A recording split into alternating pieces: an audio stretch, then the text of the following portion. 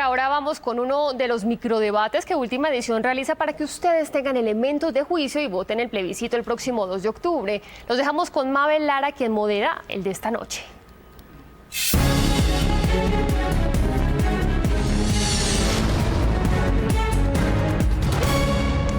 Bienvenidos a un nuevo microdebate de Noticias Caracol. El día de hoy nos acompaña la senadora Claudia López del Partido Verde. Bienvenida, senadora. Muchísimas gracias por la invitación. Y también está con nosotros Paloma Valencia, senadora del Centro Democrático. Bienvenida, senadora. Gracias, Mabel. Un saludo para ti, para Claudia y los televidentes. Vamos a iniciar este microdebate y queremos contarle a la gente sobre punto número 1, mujeres. Se repite la palabra género 117 veces. Sin embargo, en la última fotografía del acuerdo de paz en la firma fue un acuerdo sin mujeres, solo estaba la canciller así es. En ese momento. Este acuerdo sí tiene concebido a las mujeres y a las víctimas, a las minorías, digamos así, dentro del proceso, senadora. Pues sí, yo creo que ese es uno de los aportes, pero como bien lo destacas, en el papel, yo creo que las organizaciones de mujeres, de víctimas, hicieron valer, digamos, su voz, hicieron incorporar compromisos específicos, y eso es bueno, nunca antes se había hecho en un acuerdo de paz. Pero cuando uno va a la realidad, el mundo de la guerra es infinitamente más machista que el mundo de la paz, y por eso en la foto de los que están firmando cómo desmovilizarse y demás, las mujeres o estaban en un segundo plano o no estaban, pero yo espero que en la implementación de los acuerdos las mujeres y las organizaciones de víctimas tengan un rol mucho más protagónico. Senadora Paloma Valencia. Yo creo que no, yo creo que es absolutamente inaceptable, no solamente que no haya habido mujeres en la negociación, sino que los mayores victimarios de las mujeres, como fueron las FARC, que torturaron a las mujeres campesinas, que reclutaron niñas, que las forzaron a hacerse abortos, ahora salgan a decirnos qué es lo que hay que hacer frente a las mujeres. Yo veía a esas mujeres guerrilleras, 50 años en la selva, se han perdido el movimiento feminista de los últimos años, se han perdido lo que ha venido pasando y salen con unas cosas, en mi opinión, bastante trasnochadas. Y sobre todo me preocupa mucho como el sentimiento que hay en mucha población colombiana en torno a todo lo que podría significar la inclusión de un tema de ideología de género, digamos, parecido al de las cartillas de la famosa polémica, que podría estar, digamos, navegando en esos acuerdos y que, digamos, pondría en entredicho algunas visiones de la familia en Colombia que creo que habría que revisar. ¿Pero si tiene ese alcance, senadora? No, a mí me parece que ese cuentico del invento de la ideología de género no es otra cosa que un argumento para discriminar. Todos los que usan la ideología de género no dicen qué es.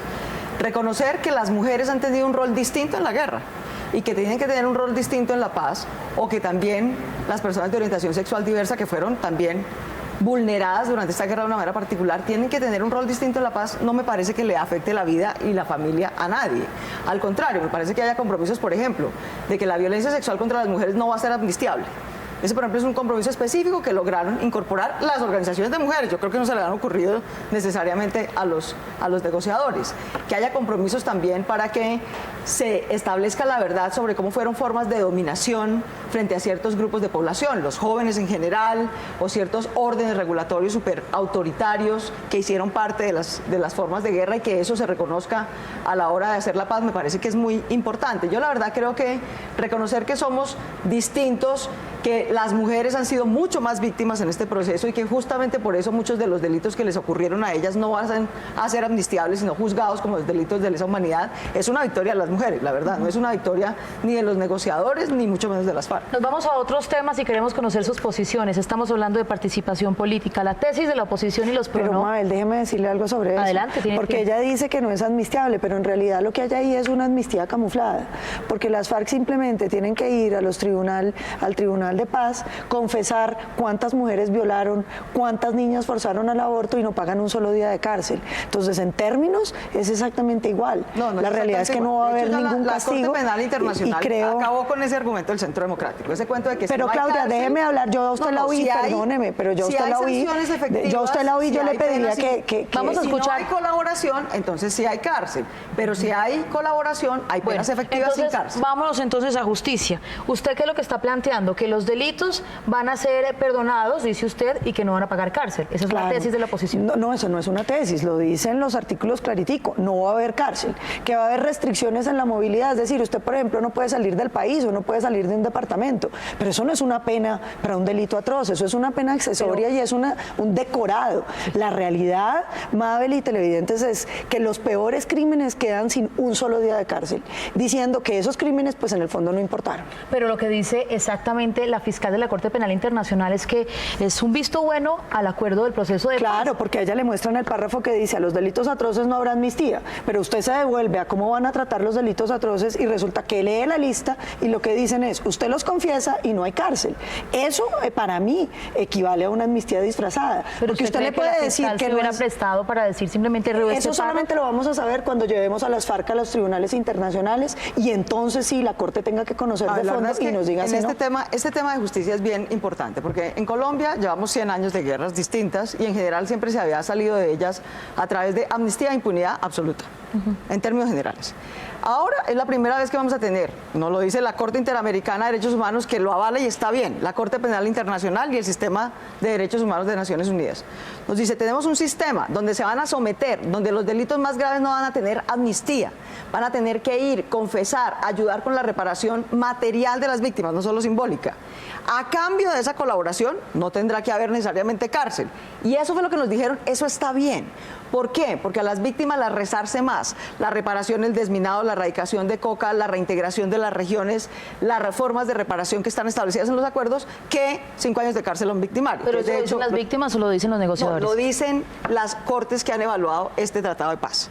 Que no necesariamente la cárcel es la única forma de sanción, que hay otras formas de sanción eficaz. Claro, Ese es el pero punto. la cárcel sirve Ahora, para si no hay desestimular colaboración, ese tipo de delitos en una sociedad. Solamente termino porque con usted esto. tiene otra Si cantidad no hay de grupos colaboración, ilegales cometiendo los mismos delitos. Si no hay colaboración, termine, senadora. Si no hay colaboración con verdad, con justicia, con reparación, entonces sí hay cárcel, digamos. Ese es un poco el balance del sistema. Si hay colaboración, hay sanción efectiva con penas restrictivas de la libertad sin cárcel.